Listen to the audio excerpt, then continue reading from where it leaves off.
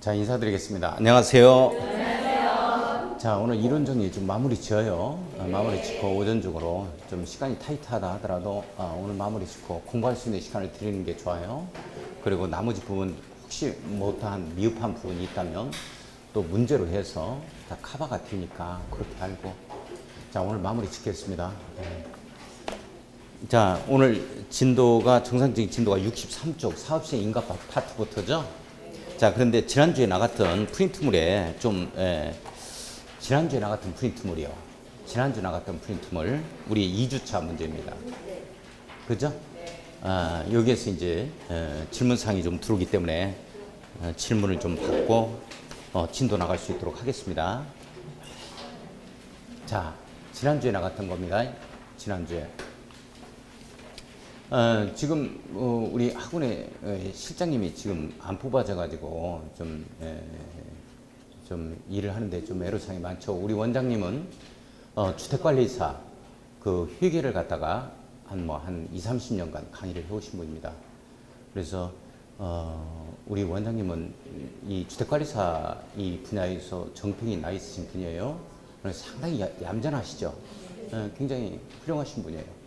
그래서 좀 혼자 이렇게 업무를 처리하다 보니까 조금 늦어지기도 하고 하는데 지금 원장님이 또 복사를 하니까 3주차 거를 그렇게 알고 조금 그런 부분들에 대해서 불만 사항들은 우리 선생님들의 좀 너그러운 좀 이해를 좀 해줄 수 있도록 합니다. 아무튼 짜임새 있게 맞물려서 이렇게 톱니바퀴처럼 돌아가야 되는데 그렇지 못한 점 제가 학원을 대신해서 양해 말씀을 일단 드립니다. 잘못됐다고. 자, 일단 지난주 거예요. 지난주 거. 지난주 거 보면 지난주 거에서 꼭 또 보완해야 할 부분이 있기 때문에 한번 보겠습니다.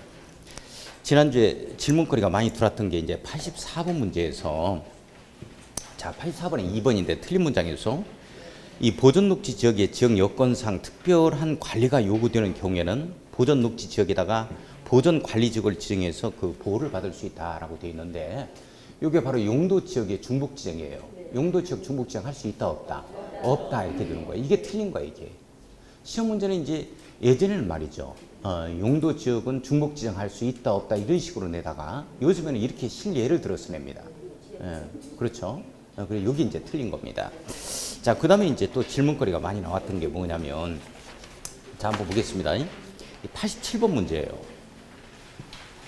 87번 문제인데 이 문제가 어마어마한 효과가 있으니까 이거 잘 놔두고 이 영역을 꼭 공부를 해주시고 시험장 가면 돼요.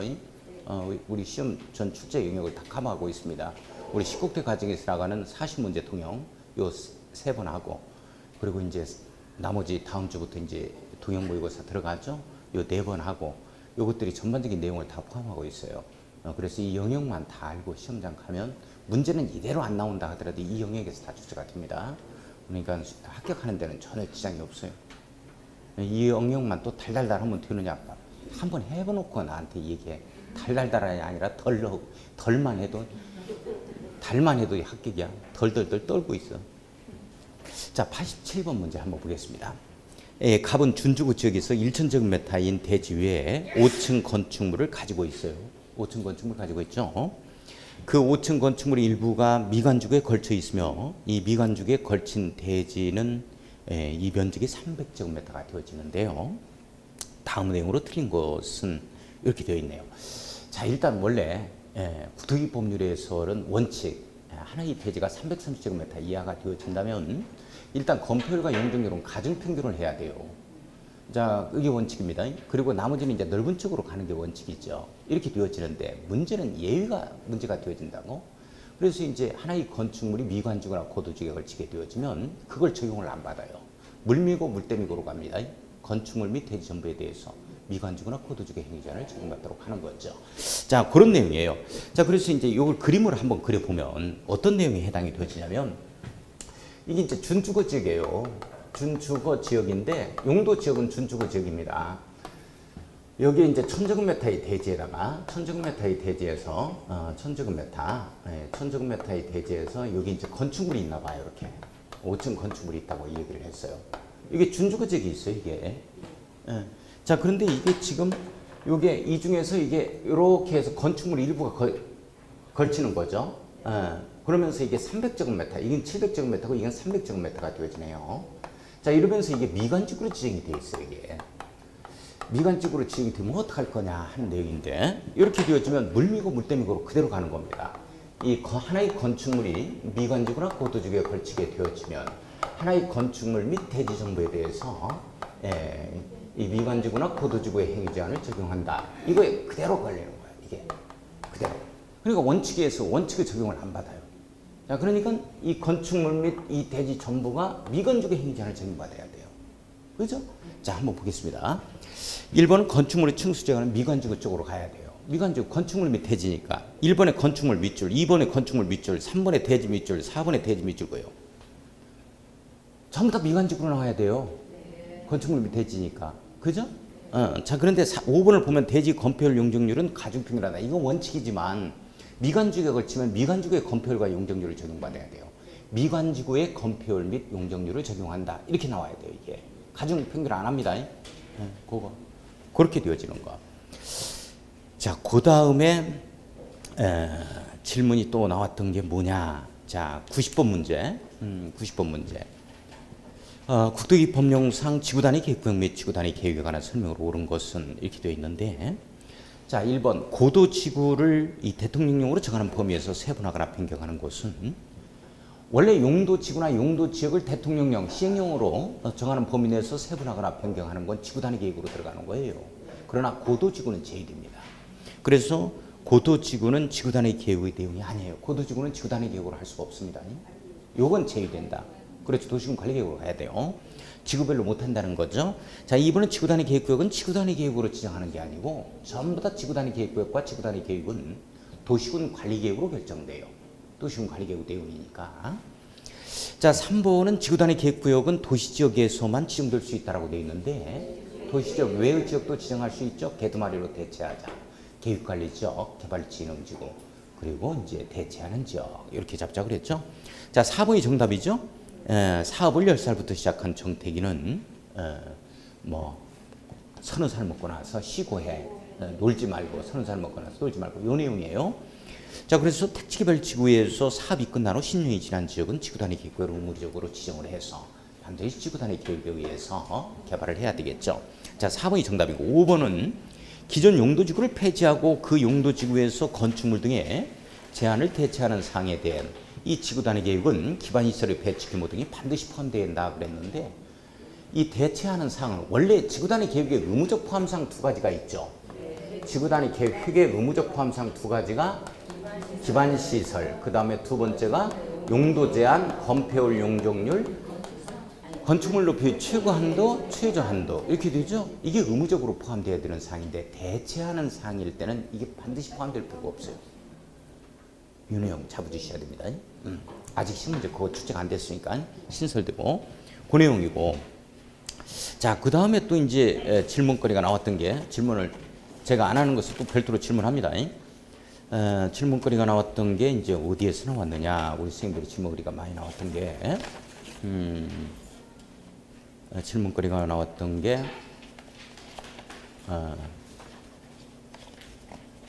자, 96번에서 질문거리가 많이 나왔어요. 자, 96번 한번 보죠.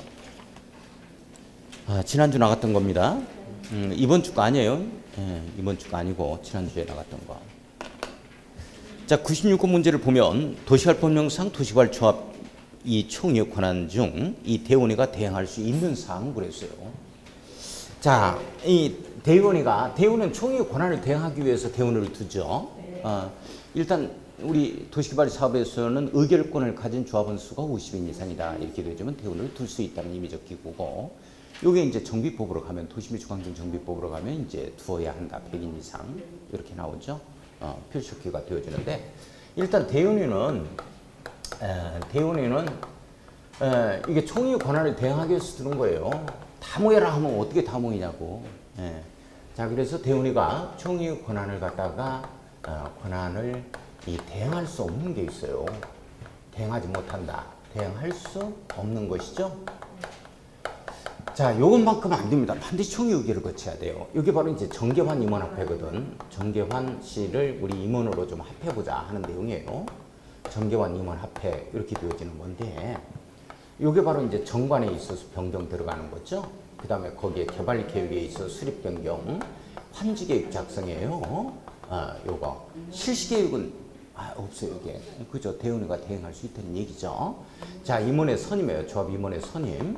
요즘에 조합 임원의 선임 이렇게 안 나오고 임원을 조합장 이사 감사로 풀어 쓴다는 거 이거 조심하고, 조합의 합병과 해산이에요. 합병 해산은 총회에서 하는 거지 이게 대운이가 할 수 있는 건 아닌데, 문제는 이제 다 취재가 됐어요. 근데 뭐가 취재가 안 되냐면 이거 하나가 취재가 안 됐어요. 이게 해산 중에서 청산금이 지급징수가 끝났다 이렇게 되어지면 돈 문제가 끝나버렸어. 이렇게 되면 니네들이 알아서 해버리라 이렇게 되어집니다. 그래서 대운이가 할 수 있어요. 그래서 이제 어떻게 나와주냐면 해산에서만 그래요. 청산금이에요. 청산금 지급징수가 끝났다니까 청산금은 교부 이 징수가 완료됐다. 징수 완료됐다 하면 완료 후는 이게 제의돼요. 이 말이 무슨 말이냐면 청산금 지급징수가 끝났다 이렇게 되어지면 대운에서 알아서 할 수가 있어요. 대운에서. 내용 이해 가요? 이게 아주 중요한 내용인데 지금 이게 시험 문제 한 번도 취재가 안 됐어요. 이 내용이. 자, 그래서 보면은 정계환 임원 합회 할 수가 없어요. 정관은 변경 못 하죠. 개발 계획의 수립 변경 못 합니다. 환지 계획 작성 안 돼요. 정계환이죠. 자, 5번에 조합 임원의 선임이에요. 안 돼요. 조합 합병 해사인데. 자, 4번에 청산금 교부 완료 후 끝나버렸어요. 청산금 지급징수가 끝났다는 얘기예요. 조합을 해산시키는 거. 이거 대운에서 할 수 있는 거예요. 자, 그래서 이제 이게 이제 4번이 정답이 되어진다. 이렇게 되어지고. 자, 그 다음에 이제 질문거리가 많이 나왔던 게 109번 문제입니다. 109번 문제.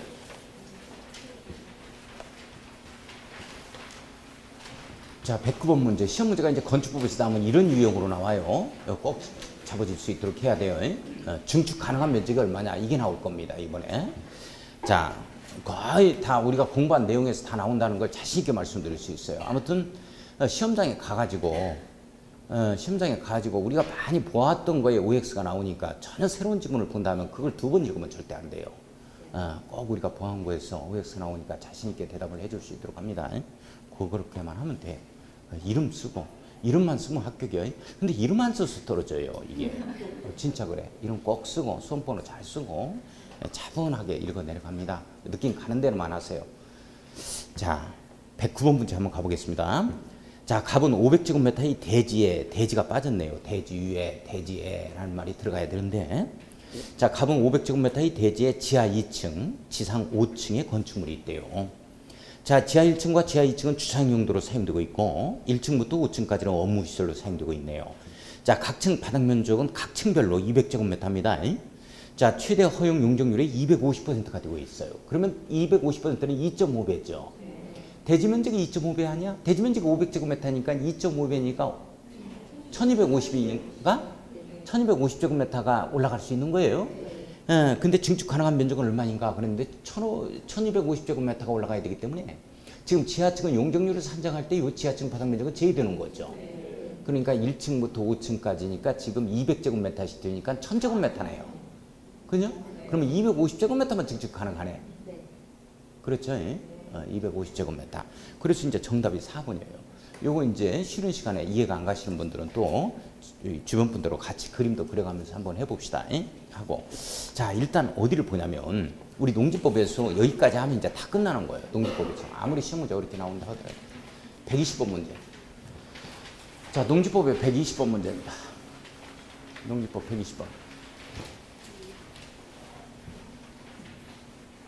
자, 농지법의 120번 문제인데, 자, 이것만 이제 마무리 지어주면 농지법 문제는 완벽하게 아무튼 심한 문제가 출제가 된다 하더라도 다 맞출 수가 있다 라고 자신있게 말씀드릴 수 있어요. 자, 120번 문제. 농지 전용에 관한 설명으로 틀린 것은 뭐냐 이렇게 되어 있는데, 자, 1번 보면 농업진흥지역 밖의 농지를 어린 놀이터 미추홀 마을이관 어마어마한 연어가 나타나면 신고 주시오. 이거 허가 대상이 아니고 신고 대상이죠. 어마어마한 연어가 나타나면 신고 주시오. 다 잊어버리시오. 전혀 기억이 안 나요. 자, 두 번째 줄 농지적 신고를 해야 한다. 신고에 동그라미 칩니다. 자, 2번을 보면은 허가를 받은 자가 관계 공사의 중지 등에 따른 조치명, 이건 놓아두고 2번 놓아둡니다. 우선. 자, 3번을 보겠습니다. 농지 타용도 일사용 허가를 받은 자는 이 농지보존부담금을 납입하지 아니한다. 맞아요. 농지보존부담금을 납입하는 자는 농지를 전용하는 자거든. 농지가 없어지기 때문에 대체농지 마련 차원에서 농지보존부담금을 갖다가 납입해야 되는데요. 농지보존부담금을 납입하는 자는 전용하는 자니까 전용을 어떻게 하느냐 하는 거죠. 허가받고 전용하는 경우, 신고하고 전용하는 경우, 협의 거쳐서 전용하는 경우입니다. 그렇죠? 그런 자들 허가받고 또는 신고하고 협의 거쳐 농지 전용하는 자들은 농지보존부담금을 납입해야 한다. 자, 하지만 타용도 일사용 허가를 받는 자, 뭐 이런 자들은 이 농지가 영구히 다른 어떤 용도로 사용되지 않고 일시적으로 사용하다가 농지로 복구한다는 조건을 붙이기 때문에 농지가 없어지는 게 아니라고요. 자, 그래서 농지보존부담금은 납입 의무 대상이 아닙니다. 납입 대상이 아니다. 자, 맞는 내용이고. 자, 4번에 체납된 농지보존부담금은 금액이 100만 원 미만인 경우에는 중과상금을 부과하지 않는다. 원래 가상금 100분의 3 체납된 금액에 그 다음에 체납된 금액에 있어서 중과상금이 1000분의 12 이렇게 되어지죠. 자, 그러면서 이제 100만 원 미만이다 이렇게 되면 중과상금은 부과하지 않습니다. 맞는 내용이고. 자, 5번을 먼저 보면 농업진흥지역 밖의 3만 제곱미터 미만의 이 농지 전용 허가를 하는 자는 시장군수 구청장에게 이 전용 허가를 받아야 한다라고 되어 있는데, 자, 잠깐 여기서 정리 한번 해보게요. 여기까지는 시험 문제 안 나오기 때문에 본 수업에서 이 내용을 안 했어요. 그런데 문제로 해서 보완을 한번 해볼 건데 여기까지 시험 문제 안 나와. 괜찮아. 스트레스 받지 마십시다. 어디까지 들어갈래 이러지 마.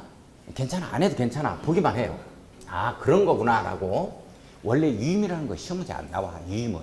우리 농지증은 시군면장이 하죠. 그러나 동장한테 유임하는 경우도 있어요. 그런 거 시험 문제 안 나온다고. 자, 유임하는 거 시험 문제 안 나옵니다. 원칙이 시험 문제가 나오는 거지. 자, 원래 농지 전용은 말이죠. 농지 전용 허가권자는 누가 되어지냐면 원칙적으로 장관이에요. 장관. 농림축산식품부 장관입니다. 정부에서 하겠다는 거예요. 정부에서.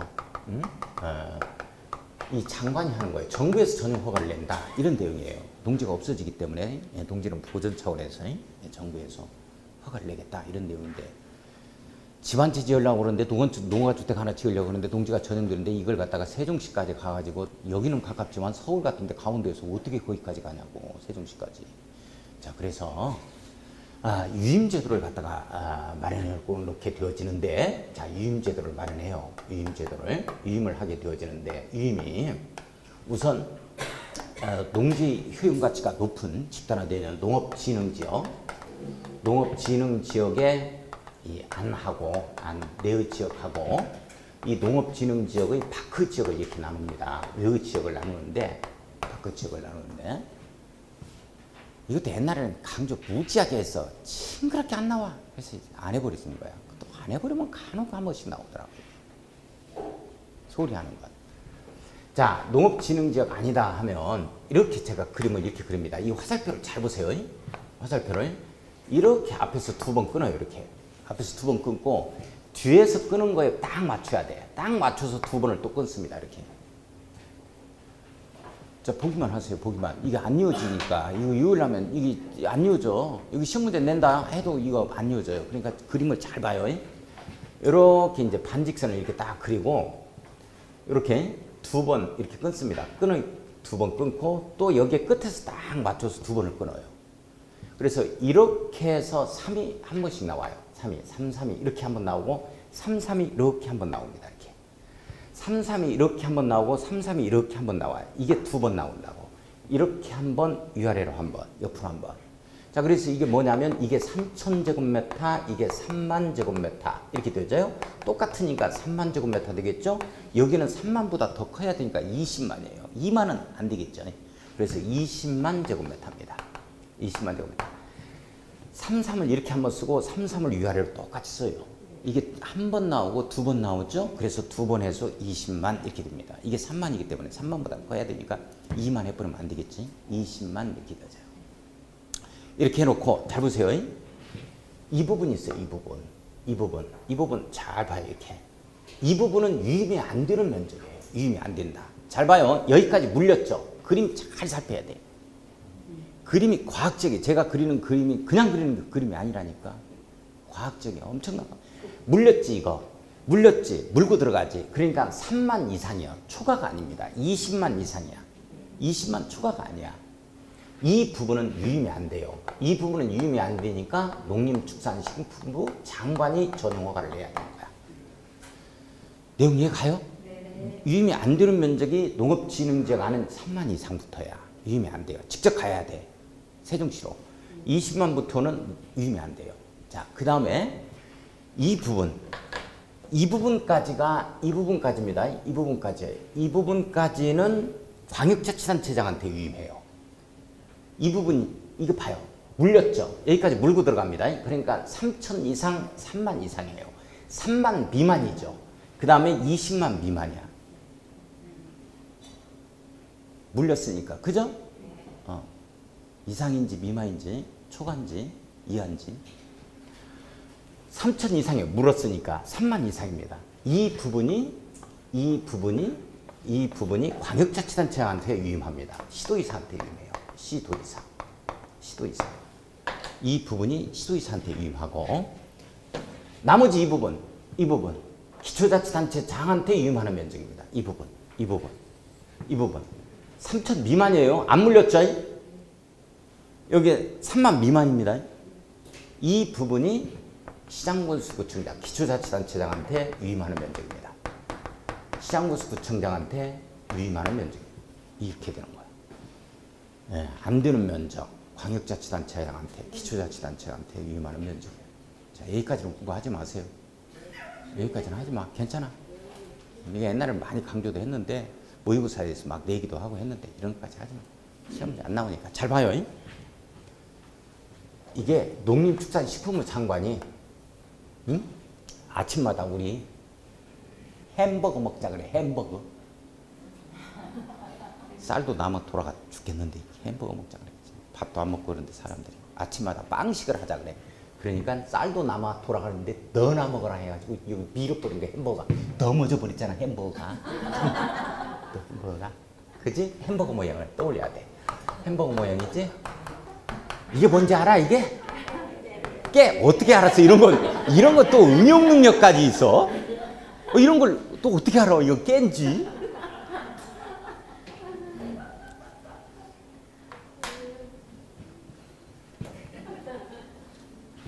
안 해도 괜찮아요.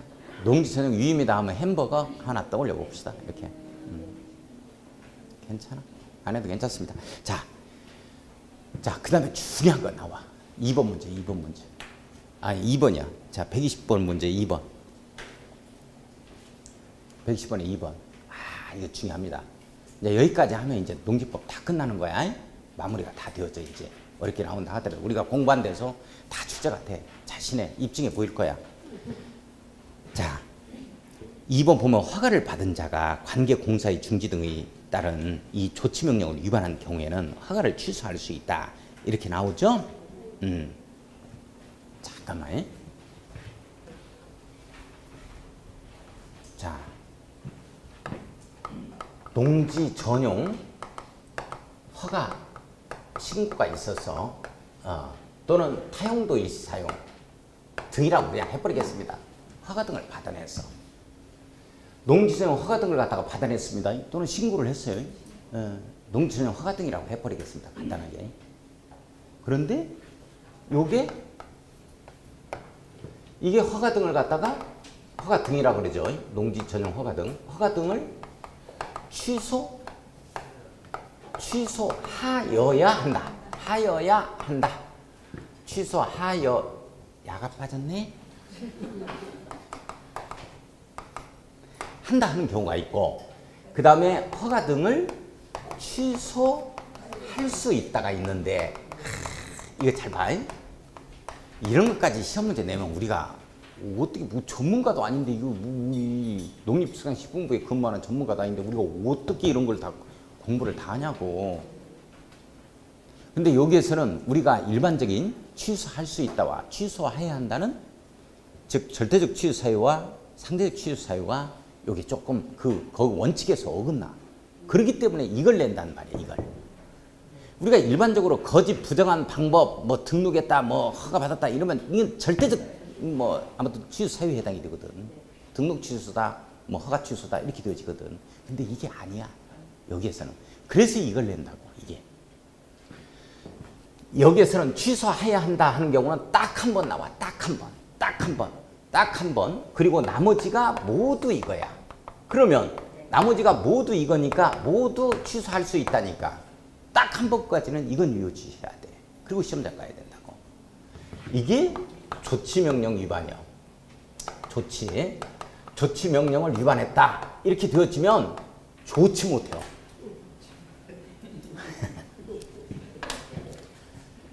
조치명령 위반했다 하면 좋지 못이요? 조치명령을 갖다가 위반했다 하면 여기에서만 그래. 희한해. 이게 반대가 될 것 같아. 조치명령 위반했다 하면 취소할 수 있다고. 거짓 부정한 방법으로 이런 얘기가 나와. 거짓 부정한 방법.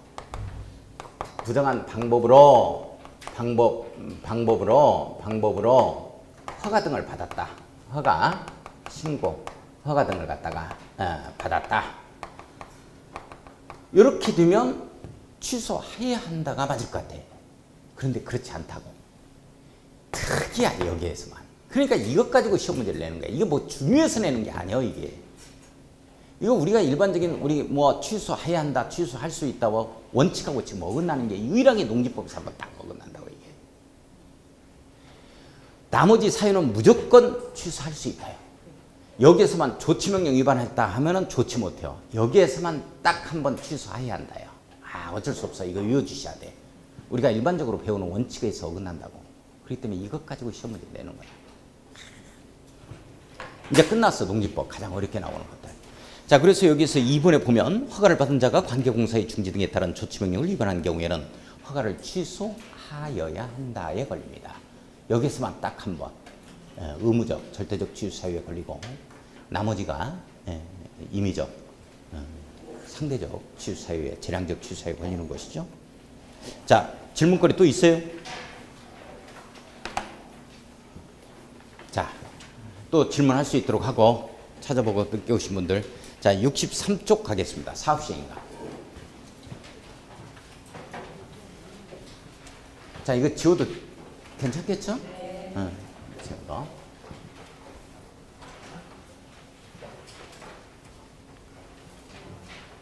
이름 잘 쓰고 시간 내 주판만 해. 괜찮아. 합격증 다 나옵니다.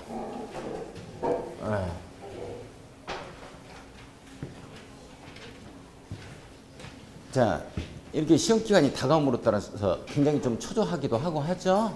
우리 이제 10월 29일 시험 보러 가려면 그날은 조금 8시부터 일찍 잠을 자야 돼? 아니면 평상시처럼 해야 돼? 평상시처럼 하는 거야. 평상시처럼 들어가야 돼요. 자기가 12시까지 공부했다면 12시까지 공부하고 가. 그냥 평상시처럼.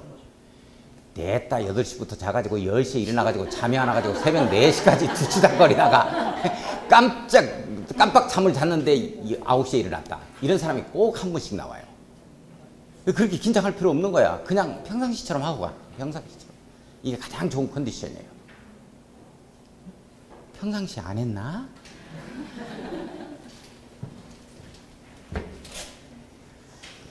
자, 정비사업 마무리 짓겠습니다.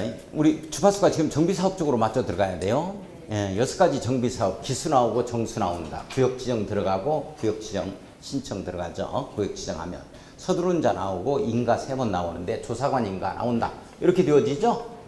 서두른 자 나온다. 추진위원회. 인가 3번 나오는데 조사관 인가. 이렇게 되어집니다. 조사관 인가. 이렇게 되어지죠. 자, 조합설립인가, 그 다음에 사업시행인가, 그 다음에 관리처분인가. 여기에 들어간 조합설립인가, 동의요건이라든지 이런 거 이제 문제 풀면서 또 합시다. 뭐 자꾸 중복되니까. 자, 그래서 이제 지금 어디부터 나오냐면 사업시행인가. 여기부터가 지금 오늘 진도 나갈 겁니다. 사업시행인가 파트. 사업시행인가는 뭐냐? 뭐를 사업시행인가라고 그러냐? 우리 지금까지는 실시계획이라고 했는데 지금 여기서부터는 이제 사업시행계획이라고 그래요. 사업시행계획이라고 한다. 자, 사업시행 계획을 갖다가 작성해서 인가받는 거야.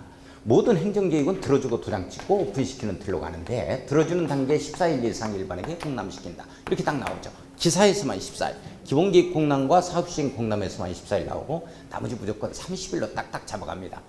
정비법에서 모르겠다 하면 딱 30일 이렇게 잡아요. 그냥 30일로 잡아가.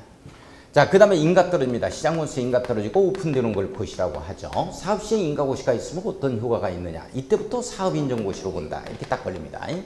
사업인정고시로 보겠다. 공익사업을 인정받아서 오픈시킨 걸로 보겠다. 여기서부터 뭐가 생긴다? 수용권이 생긴다. 딱 내놔라 할 수 있는 힘이 생긴다. 배짜라 나오면 사업시행 기간 내에 쨘다. 재결 신청은 사업시행 기간 내에 한다. 이렇게 나와주는 거죠. 자, 그러나 우리 수용권이 없는 게 있어요. 이게 369에서 세 번째 사업인 주택재건축사업과 여섯 번째 사업인 가로주택정비사업은 수용권이 없습니다. 물론 천재지변 빼놓고 주택재건축사업에서는 수용권이 없기 때문에 거기에서는 매도 청구권을 행사할 수 있도록 만드는 거죠. 동의하지 아니하는 자, 매도 청구하자 이런 것들. 그 다음에 이제 주택재건축사업에서는 건물, 토지 중에서 둘 중 하나만 가지고 있는 자는 이 토지등 소유자의 자격 요건을 갖추지 못하기 때문에 매도 청구 대상이 또 되어지는 거죠. 조합원의 자격이 안 됩니다. 그렇게 되어지는 것들. 자, 그래서 이제 중요한 건 뭐냐? 사업시행 인가 받으면 사업인정고시로 본다. 이것보다 더 중요한 게 뭐냐면 해마다 시험 문제 나오는 게 사업시행 인가를 받기 전에 하는 행위가 있는데요. 인가를 받기 전에 하는 행위가 있는데 그게 바로 똥비 조심하고 협의해보자. 고수업 치기 전에 하는 행위하고 똑같습니다. 똥비 조심하고 협의해보자 하는 내용이죠. 자, 동의어자, 그 다음에 비용을 예치하자, 전치 리모델링 되는 건축물이 있다, 심의 거친다, 협의 거친다. 이런 내용이에요. 자, 우리 사업시행 인가를 받기 전에 이제 우리 동의를 넣자 하는 내용들이 나오죠. 근데 지정개발자 이런 말이 나옵니다. 지정개발자 이렇게 되어지면 지정개발자라는 것은 땅을 절반 이상 가지고 있으면서 땅땅거리는 자다 이렇게 얘기를 했었고, 그래서 토지 면적에 있어서 50% 이상 토지 소유자 및 토지 등 소유자 과반 수의 동의를 얻자 이런 내용들이 나와줍니다. 근데 여기까지는 시험 문제 지금 출제가 됐는데 문제는 뭐가? 네 번째 도시환경 정비 사업에서 토지 등 소유자가 시행자가 됐을 때는 4분의 3 이상의 동의였자 하는 내용들이 있었죠? 4분의 3 이상. 이게 시험 문제로 나올 거다라고 제가 찍었던 겁니다. 책을 책기 한번 해보게요.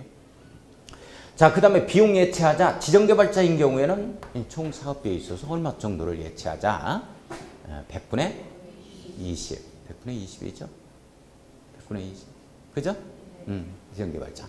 자, 그 다음에 전치 리모델링 되는 건축물이 있다 하면 이자한테도 동의업자 하는 내용들이 있었고, 뭐 구분 건축물이다 이렇게 되어지면 3분의 2, 3분의 2. 뭐 이런 내용들도 있었고. 자, 심의 거치자. 정비구역으로부터 200m 이내 뭐 여학교가 있다. 뭐 이렇게 되어지면 시장 원수는 이 교육관과 200m 이내 교육관 교육장과 협의 거치자 하는 내용. 심의 거치자 하는 것은 주택 재건축 사업에서 있었던 내용이죠. 정비구역이 아닌 구역에서 주택 재건축 사업을 시행할 때 건축물의 높이라든지 층수, 건폐율 용적률을 어떻게 정할 거냐. 심의 건축위원회 심의 거쳐서 정하자. 뭐 이런 내용들이에요. 자, 이 내용을 체킹만 간단하게 해보게요. 자, 그 사업시행 인가 63쪽 봅시다. 1번 사업시행 인가에 보면 디귿번에 신고사항이라는 표현 나와 있죠. 네모였고요. 원래 인가 받아야 되는데 사업시행 계획을 작성해서 사업시행 인가를 받아야 되는데 신고하는 사항은 10%라는 말이 나와요. 여기까지 출제가 돼버렸다니까. 그냥 10%만 밑줄 그어요. 보기만 하고 잊어버립니다. 자, 리을번에 사업시행 인가 고시 효과 밑줄 그어 놓습니다. 여기 사업시행 인가를 받게 되면 건축 허가 등을 받은 것으로 본다. 각종 의제되는 효과가 여기에 있어요. 주택법에 의한 사업계획 승인 받은 것으로 본다. 뭐 이런 내용이죠. 자, 사업인정고시로 본다. 사업인정고시 네모였고요. 자, 재결 신청은 사업시행 기간 내에 해야 한다라는 말을 밑줄 그어놓고, 자, 2번에 사업시행 인가 전 행위 밑줄 그어놓고 별표 칩니다. 똥비 조심하고 협의해보자. 이 내용이에요. 자, 기업보원의 총의 개최에서 조합원 동의를 얻어야 되는 것이고, 자, 거기에 다이아몬드 지정개발자 밑줄 그어놓습니다. 여기까지 시험 문제가 출제가 됐어요. 밑에 거 이걸 제가 찍었어요. 도시환경 정비사업 네모. 몇 번째 사업이에요? 네 번째 사업이죠. 자, 토지 등 소유자가 시행하는 경우 밑줄 그었습니다. 이 토지 등 소유자 4분의 3 이상이 동의를 얻어야 됩니다. 밑줄 그어요. 이거 출제가 안 됐어요. 아직 여기까지는. 여기까지 나오면 이제 아주 어려운 문제입니다. 난이도가. 상에 해당되는 난이도다. 그거. 자, 또한 인가받은 사항을 변경할 때는 토지 등 소유자 과반수 동의 4분의 3 번경, 과반수 뭐 요 정도만 잡고 가요. 자, 니은번에 지형개발자에 있어 정비사업 비예치 밑줄 그어놓고 100분의 20이죠. 밑줄 그어요. 시험 문제 기출됐습니다. 디귿번에 존치 리모델링 건축물이 포함된 사업시행계획서의 작성 인가 신청. 자, 밑에 별표를 보면 주택법 건축법상 건축 관련 기준에 적합하지 않아도 사업시행인가 할 수 있다. 밑줄 한번 그어놓고요. 자, 그 다음에 리을번에 보면 특별자치 특별자치 시군구의 건축윤의 심의. 건축윤의 심의 네 뭐였까요? 땡땡 해놓습니다. 땡땡이 빠졌네. 정비계가 아닌 구역에서 시행하는 재건축 사업이 사업시행인가를 하고자 하는 경우죠. 주택 재건축 사업에만 있는 내용입니다. 심의 거치자 하는 내용은 어디에만 있는 내용이다? 주택 재건축 사업에만 있는 내용이다. 자, 그 다음에 이제 미음번에 정규구역부터 200m 이내죠. 교육시설이 있다. 이렇게 되어주면 교육감, 교육장과 협의하자 하는데요. 밑줄 그어놓고 협의에 동그라미 치고. 자, 한번 넘어가 봅시다. 체킹만 한번 해보죠. 자, 64쪽 한번 가보겠습니다. 64쪽에 정비사업 시행 조치 이렇게 나오죠. 임시수용 이렇게 나와요. 우선 임시수용은 뭐에서만 나오는 컨테이너 박스 갖다 놓고 주거용도로 좀 활용할 수 있도록 하자. 요렇게 한번 임시수용 시설을 설치다라고 이해를 좀 해놓고, 요거는 어디에만 나오는 내용이냐면 첫 번째 사업과 두 번째 사업에서만 나오는 내용이에요. 임시용 시설의 설치는. 자, 그래서 기업분의 주거환경 개선 사업 네모, 주택 재개발 사업 네모에 넣습니다. 자, 디귿번에 국가 지방자치단체 공공단체 개인의 시설이나 토지를 일시 사용할 수 있어요. 다 시설 동그라미, 토지 동그라미 칩니다. 다 사용이 가능한데 별표를 보면 국가나 지방자치단체만 그렇습니다. 밑줄 두 줄. 자, 국가나 지방자치단체만 이거 거절하지 못한다. 이렇게 나와주는 겁니다. 자, 건축물이나 이 토지 사용 신청을 받을 때는 제3자와 이미 매매 계약을 체결한 경우 밑줄 그어놓고 동그라미 1번. 제3자와 이미 사용 허가를 한 경우 밑줄 동그라미 2번. 사용 신청 이전에 사용 계획이 확정된 경우 밑줄 동그라미 3번이죠. 이런 경우는 거절하지 못한다. 자, 거절하지 못한다 하는 것은 공공단체 개인은 해당 사항이 없어요. 그렇다는 것만. 자, 그 다음에 이 경우 사용료 대부를 면제한다에 밑줄 그어놓고, 요것도 이제 우리 개인과 공공단체는 해당 사항 없고 국가나 지방자치단체만 해당 사항이다라는 거. 자, 리을번에 임상가 설치 밑줄 그어놓고 또 이것도 신설이 됐는데요. 한 번도 출제가 안 됐습니다. 임상가 설치다 하면은 상업적과 공업적을 대상으로 하는 도시환경 정비 사업에 나오는 내용이에요. 자, 도시환경 정비 사업 네모에 엮어놓고 거기에 상가 세입자가 사용할 수 있도록 이 말 나오죠? 상가 세입자 밑줄 두 줄 그어요. 이걸 상가 소유자로 바꾸면 안 됩니다. 상가 소유자는 해당 사항이 없다. 자, 미음번에 원상회복이라는 표현 나오죠. 자, 30일 무조건 이제 정비법에서는 기사에서만 14일 나오고 나머지 무조건 30일 나온다 이렇게 잡아가요. 자, 현물보상, 사후 현물보상 밑줄 중고인가 후죠. 밑줄 긋고 사후 현물보상하는 시점이죠. 자, 매도 청구 대상 밑줄 그어봐요. 자, 가로 열고 주택 재건축 사업 밑줄 두 줄, 가로주택 정비 사업 밑줄 두 줄. 여기에서만 매도 청구하자 하는 내용이 나옵니다. 자, 기업번부터 디귿번까지 딱 묶어놓고. 자, 5번에 주거환경 개선 사업구역에 개선구역 안에 있어 특례라는 표현 나오죠. 밑줄 한번 그어놓고 별표 한번 쳐봅니다. 5번. 자, 주거환경 개선구역. 자, 우리 첫 번째 사업이죠. 자, 잠깐만요. 우리 첫 번째 사업이다. 달동네 사업. 이걸 떠올려야 돼요. 시소타기 지쳤어. 씨는 광고비. 이렇게 들어갔죠. 시소타기 지쳤어. 이렇게 들어갑니다. 지쳤어. 이렇게 들어가는데. 자, 여기를 보면 첫 번째 사업이 주거환경 관리, 주거환경 개선 사업이죠. 여기서 어린애들이 이렇게 엄마 아빠가 일터에 나갔죠. 놀이터에서 시소를 탄다고. 시소 타기 너무 지쳤다 하는 내용. 요걸 좀 떠올려야 되고. 자, 어린애들만 결국에는 따로 놀 때 딱 걸린다고 그랬어요. 결국에는 이제 따로 놀 때 이렇게 이제 걸리죠. 여기까지 잡아야 이제 다 끝나는 거야. 여기까지 잡아야. 첫 번째 사업구역으로 지정고시 되면 결정고시 된 걸로 본다 이렇게 되어집니다. 결정고시 된 걸로 본다. 이 결정고시가 바로 이거예요. 여기 잘 보셔야 돼요. 요겁니다. 이거 시소 타는 방식과 이 환지로 가는 방식 있잖아요. 이 방식은 제2종이에요. 제2종 일반 주거지역으로 결정고시 된 걸로 본다. 주거지역으로 결정고시 된 걸로 본다. 으로 결정고시 된 걸로 본다에 걸립니다. 결정고시를 보자 이렇게 걸려요. 그런데 관리처분하고 수용방식이 있죠. 이 관리처분하고 수용방식으로 들어갈 때는 제2종이 아니고 제3종으로 봐요. 제3종 일반 주거지역으로 결정고시 된 것으로 본다에 걸립니다. 이렇게. 자, 그런데 여기에서 문제가 되어지는데 제3종 일반 주거지역으로 결정고시 된 것으로 본다는 관리처분과 수용방식으로 해 들어갔을 때요. 첫 번째 주거환경 개선 사업을. 자, 이렇게 됐을 때는 말이죠. 우리가 임대주택 건설이라는 게 있어요. 뉴스테이라는 기업형 임대주택 있죠. 그리고 공공건설 임대주택, 임대주택입니다. 자, 기업형이 됐든지 공공건설이 됐든지 임대주택만을 얘기하는 거예요. 임대주택을 갖다가 200세대 이상 건설 공급하겠다. 200세대 이상 건설 공급하겠다. 이렇게 되어지면 요때는 제3종이 아니에요. 그렇지. 준주거 지역이지? 이거야. 준주거 지역으로 이 결정고시 된 것으로 본다 이걸입니다. 결정고시로 본다. 요걸로 본다. 시험범위에 해당이 됩니다. 요거까지 잡아줘야 되고. 그 다음에 이제 요 부분이 결국에는 따로 대해서 국이 뭐냐? 주택도시기금법에 의한 국민주택 채권. 이 국민주택 채권이에요. 채권 매입 않는다 이런 내용이에요. 시도 조례로 따로 정한다. 건축물의 높이, 대지와 도로 관계 뭐 이런 내용이죠. 이 건축물의 높이도 공동주택만 해당 사항이지 단지는 상가 해당 사항 없습니다. 자, 그 다음에 이제 이 대지와 이 도로 관계, 대지와 도로 관계는 반드시 대지는 2m 이상 도로에 접해야 되죠. 건축법에 보면. 그렇죠? 그러나 여기에서는 뭐 조례로 별도로 정하겠다. 뭐 이런 내용들입니다. 이게 조례로. 그런 내용이에요.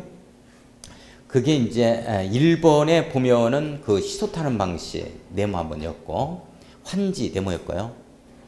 이렇게 되면 제2종 일반주거적으로 결정고시 된 걸로 본다. 밑줄. 자, 2번이 수용 동그라미 치고 관리처분에 또 네모였고, 이렇게 되어지면 제3종 일반주거적 결정고시 된 것으로 본다. 밑줄. 다만 동그라미 치고 기업형 임대주택 밑줄, 공공건설 임대주택 밑줄, 200세대 이상 공급하는 경우로서 해당 임대주택의 건설지역을 포함하여 정비계획에서 따로 정하는 구역은 준주거지역입니다.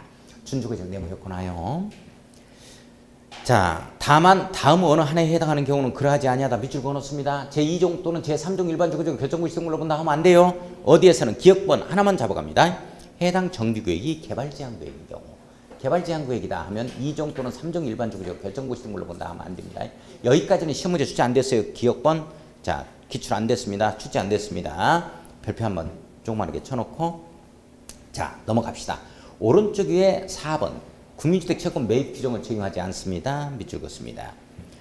자, 그 다음에 6번 시도 조례에 의해서 따로 정한다. 밑줄 긋고 고개. 건축물의 높이 제한 대지와 도로 관계죠. 따로 놀 때에 걸립니다. 높이 제한에서 노배 동그라미, 대지와 도로 관계에서 대 동그라미 칩니다. 자, 미음번 가요. 자, 미음번은 가로주택 정비사업 기준화사항 지방건축원의 심의를 거친 후에 밑줄 한번 그어놓기만 합니다. 이거 신설됐어요. 여기까지 시험 문제 나오진 않겠지. 여기까지 나오면 또 다 이거 틀리라고 낸 문제 어떻게 맞춰 이걸? 다 어떻게 이겨 이걸? 가로주택 정비사업의 기준화사항 나오죠? 네 가지. 건폐율 산정 기준을 완화하겠다. 대지와 공지 기준을 완화하겠다. 건축물의 높이 제한을 완화하겠다. 부대 복리시설 설치 기준을 완화하겠다. 가로주택 소규모로 하다 보니까 이 부대시설 복리시설 설치 기준을 그대로 적용을 시켜버리면 이거 하면 아파트 못 짓는다고 이 공동주택을. 자, 그래서 좀 완화하겠다는 내용인데 거기에는 용적률 산정 기준을 완화하겠다는 내용이 있어 없어? 없다. 없다. 가로주택 정비 사업에서 기준 완화 사항들이 있는데 여러 개 있는데 용적률은 완화하겠다는 내용은 없구나. 요 정도만 이해를 한번 하고 그냥 넘어갑시다. 용적률은 적용을 받아야 된다는 거야. 밑도 끝도 없이 계속 높이지는 못하겠다는 거죠. 자, 환지는 뭐 중요한 거 아니고 놓아두고 관리처분 한번 가보겠습니다. 자, 관리처분 요 내용이죠. 관리처분이 뭐냐 하는 거예요. 관리처분 인가가 무슨 말이냐 하는 내용이죠. 관리처분 인가라는 것은 관리처분 계획을 작성을 해서 인가받는 거 아니에요? 자, 그래서 들어주고 도장 찍고 오픈시키는 틀로 간다. 무조건 30일입니다. 기사만 14일이고 이상 공람시키자 하는 내용이 나올 거고 인가, 시장원수의 인가가 떨어지겠고 그 다음에 오픈되겠죠. 고시됩니다. 인가, 고시 이렇게 되어지겠죠. 근데 관리처분 인가, 고시가 있으면 이제 여기서 나오는 세 가지 효과가 중요하다 그랬죠. 그래서 관리처분이라는 건 요게 요 내용. 여기에서 값이 45평 대지에서 45평 요 대지에 이제 2억 5천짜리에 살고 있었는데 단독주택을 요걸 밀어버리고 아파트 이렇게 들어앉히면 요거 주겠다. 2,200로 주겠다는 거지. 2,200.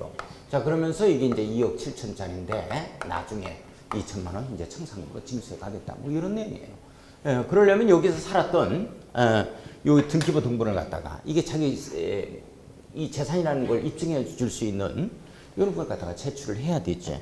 자, 그래서 그런 걸 제출하려면 여기에서 이제 제가 뭐라고 얘기했냐면 통신 안테나에 걸린다라고 얘기를 했었죠.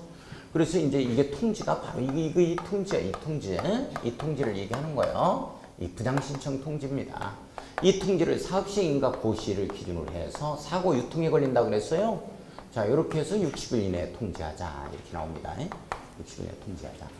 여기서 여기까지는 기간의 제한을 두고 있어요. 기한을 두고 있는 이유가 이때 2억 5천이 어느 시점에 감정평가한 가격대냐, 이 시점을 사업시행인가 고시를 기준으로 해서 감정평가한 가격대이기 때문에 이거 바로바로 해줘야지, 권리배분을. 그래서 이게 기한을 두는 거죠. 60일 이내 하고 이거 통지하고 뜯어보니까 6월 1일부터 시작해서 7월 20일까지 제출해라, 조합 사무실에다, 이런 내용이 나와준다. 이게 바로 분양신청기간, 서류 제출 기간이죠. 그리고 이제 신청기간이에요. 요 신청기간이라는 말이 나오는데, 이 신청기간은 6월 1일부터 7월 20일까지, 이게 조합장 지멋대로 정한 기간이 아니라고. 자, 그래서 이제 통삼육에 걸리는 거죠. 통지한 날부터 30일 이상 60일 이내다, 이런 얘기가 이렇게 나와주는 거죠. 이렇게 나와주는 거고. 자, 그런데 이제 여기에서 이게 이제 통지가 나오는데, 사업시행 인가 후에 시공자를 선정하는 경우가 있어요. 시공자 선정이 이때 들어가는 경우가 바로 네 번째 도시환경정비사업에서 토지 등 소유자가 시행할 때는 이게 없으니까 이때 하는 거죠. 이 시공자와 계약을 체결하고 나서 60일입니다. 60일. 사고, 유통, 개유통 이렇게 들어가는 거예요. 사고, 유통, 개유통. 자, 이렇게 들어가는 거. 개유통이 시험 문제 나올 겁니다. 또 나오면 이번에서 시험 문제 주셔야 됩니다. 자, 이렇게 해서 이제 쭉 해서 다 지어지면 준공인가 떨어지겠죠. 쭉 해서 이제 준공인가 이렇게 떨어질 거고, 준공인가 뭐 시장 보수하겠죠. 이때 이제 사후 현물 보상 들어간다, 이런 내용이에요. 준공인가 이후에는 이제 무조건 지체 없이에 걸리죠. 준공인가 이후에는 이제 지체 없이에 걸린다. 지체 없이. 지체 없이 대토 작업을 거쳐서, 대토 작업, 대지 확정 측량과 토지 분할 절차를 거쳐서 소유권을 이전하게 되어진다 하는 내용. 소유권 이전. 소유권 이전하면 오픈시켜야 되겠죠. 필승 원칙에 의해서. 소유권 이전 고시를 다음 날입니다. 다음 날 무권면등이 일어납니다. 소유권을 취득한다에 딱 걸리겠죠. 자, 무권면등이 일어났으니까 등기해야 돼요. 등기는 촉탁과 신청에 의한 일괄 등기죠. 자, 소유권 이전 고시 후 며칠 내에 등기하는 거예요? 옳지, 지체 없이 등기한다, 이렇게 되어지는 거야. 도시개발사업은 14일 내 등기가 이루어지는 거야. 이렇게 하면 이제 끝나는 거야. 이런 내용에 해당이 되어지는 거. 요 스토리라고. 자, 그런데 이제 거기에서 한번 보면, 한번 넘어가 봅시다. 넘어가서 66쪽을 한번 봐요. 선생님들 66쪽을 보면, 미음벌의 관리처분 계획 인가를 받은 날의 다음 날부터 90일 이내에 토지 건축물 또는 그 밖의 권리에 대하여 현금으로 청산해야 한다 하는 내용 나오죠. 쭉 밑줄 한번 그어놓습니다. 현금 청산이죠. 1, 2, 3 딱 묶어놓고, 자, 분양신청을 하지 아니한 자에 밑줄 그어놓고, 자, 2번에 분양신청기간 종료 이전에 분양신청을 처리한 자 밑줄 그어놓고, 자, 3번에 분양대소청에서 제의된 자 밑줄 그어요. 아니한 자, 처리한 자, 제의된 자, 이렇게 되어지죠. 자, 이런 자들은 며칠 이내에, 90일 이내에 현금 청산하죠. 그런데 문제는, 포인트는 90일 이내만 잡으면 안 돼요. 기산점이 어느 시점으로부터 시작해서 90일 이내냐? 거기에 첫 줄에 관리처분 계획 인가를 받은 날의 다음 날이요. 이 말 네모에 꺼놓고 별표쳐. 이게 예전에는 이런 사유가 발생한 날로부터 90일이었거든. 지금 이제 개정된 거예요. 관리처분 계획 인가를 받은 날의 다음 날부터. 이게 별표쳐요. 여기 이제 개정되고 나서 시험 문제 1순위에 해당이 되니까 그거 하나만 잡아주고. 자, 그 다음에 이제 관리처분을 한번 보면, 그 관리처분은 효가 1번 동그라미, 효가 2번 건축물의 철거 등에서 밑줄 그어놓고, 효가 3번 관리처분 계획 인가를 받은 경우는 민법 등 일부 규정 적용하지 않겠다 하는 내용들이요. 다 설명 나갔었고, 효가 3번 동그라미 쳐봐요. 이렇게. 자, 한번 읽어봅니다. 다 설명 나왔으니까. 자, 관리처분 계획의 내용을 보면 설추가 위세로 잡아갑니다. 분양 설계에서 밑줄 설의 동그라미. 자, 그 다음에 분양 예정인 대지 건축물의 추산액, 정비사부 추산액에서 추산액의 밑줄 추의 동그라미 치고. 자, 세 번째 줄에 종전의 토지 건축물의 명세 및 사업시행인가 고시를 기준으로 밑줄 그어놓고 가격에 동그라미 쳐요. 꼭 가격 앞에는 어떤 말이 걸리냐면, 선생님들 요 말이 걸려요. 요게 사업시행인가 고시를 기준으로, 이 말이 빠지면 틀려요. 근데 이 말을 다른 말로 고치면 틀린다고. 이 날을 기준으로 해서 감정평가한 가격대다 하는 내용이라는 거예요. 그거 찾고. 자, 그 다음에 이제 네 번째 줄에 보면 분양 대상자의 종전 토지 건축물에 관한 소유권 외의 권리명세, 소유권 외의 권리명세 밑줄 외 동그라미 치고. 자, 세입자별 손실보상해서 세입자별 손실보상 밑줄 한번 그어놓고, 자, 세 동그라미 쳐요. 설주가 요새. 자, 그 다음에 비읍번의 관리처분 계획의 기준 나오죠? 이게 이제 오른쪽 위에 일반적 기준 위에 쓰여야 되는데 잘못 쓰였어요. 그냥 어떻게 잘못 나와 있네요. 그죠? 자, 비읍번의 관리처분 계획의 기준 이렇게 나와 있고, 요건 오른쪽 위를 가리킵니다. 그거 이제 거기에서 보면은 일반적 기준에서 보면은 시험 문제가 잘 나오는 게 2번이에요. 분양 설계에 관한 계획은 분양 신청 기간에 만료되는 날을 기준으로 수립한다는 거. 위치를 그어놓고. 분양 신청 기간 중에 수립한다 하면 안 돼요. 선생님들 요거 하라니까? 요 분양 신청 기간 중에 수립한다 하면 안 되지. 요 만료된 날을 기준으로 해서 이게 관리처분 하자 이런 내용이요. 자, 그 다음에 F번 봐요. F번의 원칙이라고 써야 돼요. 한 세대가 여러 개의 주택을 소유하거나 여러 사람이 1주택을 공유하는 경우에는 1주택 공급 원칙이죠? 밑줄 그어놓습니다. 자, 시험 문제 이번에 나오면 관리처분 기준에서 이게 별표가 나옵니다. 이걸 어떻게 잡아갔었냐면 선생님들 이렇게 잡아갔어요. 원래 1주택 공급 원칙인데 줬어 이렇게 되는 거지. 줬어 2주택도 주고 3주택을 몇 번이나 줘? 옳지. 3주택을 2번이나 주는 거야. 그러니까 줬어 이렇게 되는 거야. 줬어 2주택도 주고 3주택을 2번이나 주니까 줬어 이렇게 갑니다. 원래 1주택 공급 원칙인데 조례로 정하는 수만 공급할 수 있다. 소유한 주택 수만 공급한다. 2주택 공급 들어간다. 3주택. 여기 3주택은 가로주택 정비사업이지? 여기에서 3주택은 고양시 떠올려야 된다 그래서 고양시 한번 가봅시다. 고양시는 과밀 옥죄권역 이다 아니다? 아, 우리가 이제 수도권 정비법에 대해서 이 공부를 안 해서 그렇구나. 이게 그 공무원들한테는 말이죠. 우리 자연보전권역, 성장관리권역, 그 다음에 과밀억제권역 해가지고 어디가 성장관리권역이고 어디가 과밀억제권역, 다음 중에서 과밀억제권역이 아닌 것을 고르시고 이것까지 시험 문제 나와요, 공무원들은. 근데 우리는 이제 거기 시험 문제가 아닌데 안산을 시험 문제로 낸 사례가 있어. 다음 중에서 과밀억제권역에 해당되지 아니한 것을 고르시오. 뭐 성남, 고양, 그 다음에 부천, 그 다음에 뭐 이렇게 해서 쭉 냈는데 안산이 들어간 거예요. 안산은 성장관리권역입니다. 성장관리권역. 현재 안산이 과밀억제권역일 것 같은데 성장관리권역이에요. 자, 좋아. 이게 과밀억제권역이야.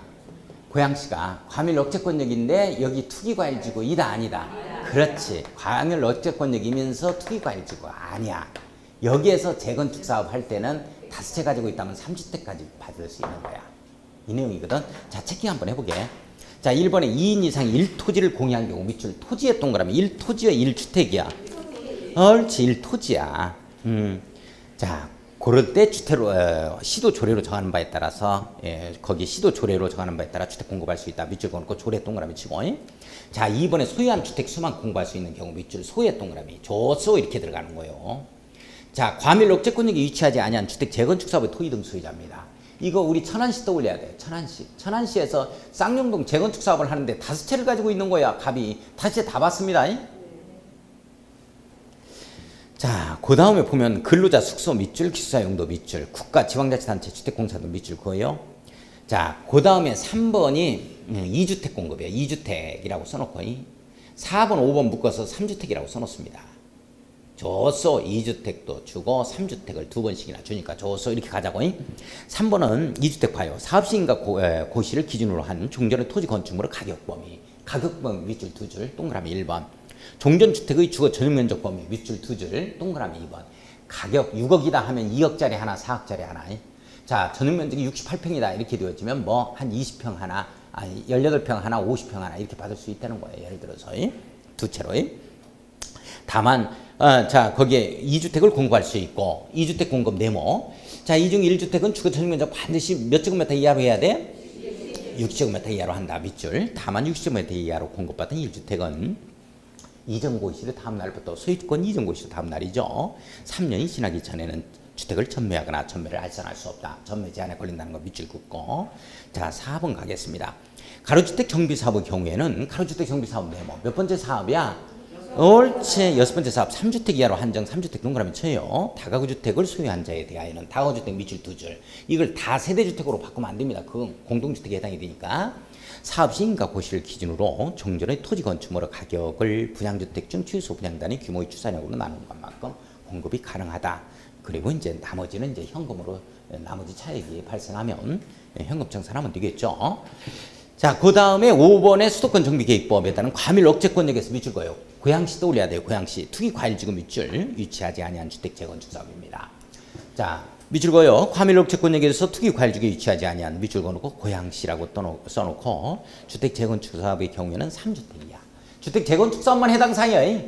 여기에 재개발 사업 한다면 1주택 공급 원칙으로 가야지. 내용 아시겠어요? 이게 아니면 전부 다 1주택 공급이라니까. 이게 아니라면 재건축 사업이에요. 주택 재건축 사업 밑줄 2줄 3주택 동그라미 치고 이하로 한정한다. 이렇게 되어 있고, 자, 권리 산정 기준일에 밑줄 한번 그어놓고 사업성이 없어지는 것을 막겠다 하는 내용이죠. 예. 자, 토지 등 소유자 조합원수 증가를 막겠다는 거예요. 이런 내용. 조합원수 증가를 갖다가 막겠다 하는 내용이고, A, B, C, D 묶어놓기만 해요. 이런 내용 앞에서도 해봤으니까. 자, 그 다음에 넘어가서 68쪽에 지분형 주택이라는 표현이 시험 문제에 한 번도 안 나왔어요. 지분으로 주겠다는 거예요. 지분형 주택 한번 내용을 엮어봐요. 아직 시험 문제 출제가 안 됐습니다. 자, 주택공사 등인 사업시행자만 그렇습니다. 밑줄 2줄. 주택공사 등인 사업시행자 밑줄 2줄 발표. 이거 시장군수인 사업시행자는 땡에 걸려버린다니까. 행정청하고 사인하고 같이 이 지분을 같이 가지고 있을 수는 없어. 주택공사 등하고 같이. 우리 주택공사 등 하면 누구를 얘기하는 거야? 항토주택공사하고 옳지지방공사를 얘기하는 거죠.